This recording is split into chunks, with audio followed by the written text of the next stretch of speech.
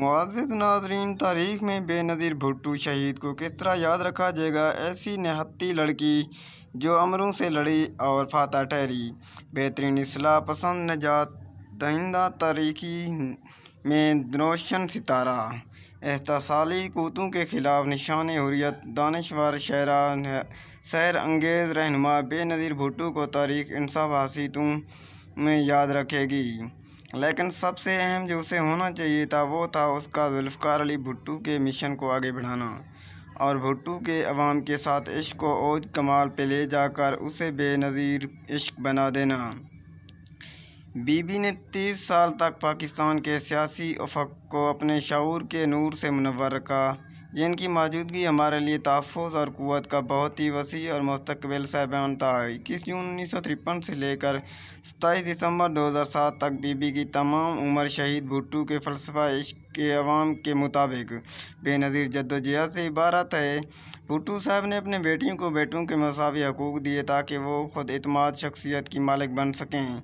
भुट्टो साहब सबसे ज़्यादा तरजीह तालीम को देते थे। भुट्टो साहब की लाइब्रेरी में बीबी के अलावा किसी को जाने की इजाज़त न थी। बीबी शहीद को नौउम्री में ही आलमी मसाइल और सियासी अमूर की तालीम दी जाती थी। 1970 में बेनज़ीर भुट्टो अमेरिका के रेडक्लिफ कॉलेज चली गईं। यहीं उनकी अहलियत और सालियत को हकीकी जला मिली। रेडक्लिफ से ग्रेजुएशन के बाद बेनज़ीर भुट्टो ऑक्सफोर्ड आ गईं, जहाँ उनसे उनके वालिद ने तालीम हासिल की। गोया एक बामकसद सफ़र का पहला पड़ाव था। अब उनकी नज़रें नए सफ़र और नए मंजिलों की जानिब थीं।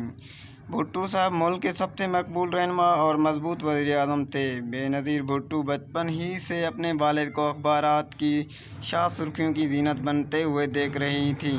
बीबी की इब्तदाई ज़िंदगी वालिदैन के प्यार और दुनिया की बेहतरीन दस्तगाहों के ज़रिए हासिल करदा इल्म से मज़ीन थी। लिहाजा बेनज़ीर भुट्टो को सितारों पर कमंद डालने से कौन रोक सकता था। लेकिन शायद हवादिस और सदमात भी सितारों में ही लिखे होते हैं। नाज़रीन, इस इन्फॉर्मेटिव वीडियो के बारे में कमेंट ज़रूर कीजिएगा। हाँ, अगर आपने हमारा चैनल सब्सक्राइब नहीं किया तो प्लीज़ हमारे चैनल को सब्सक्राइब करें ताकि इस किस्म की मालूमाती वीडियो आप तक बर वक्त पहुँच सकें।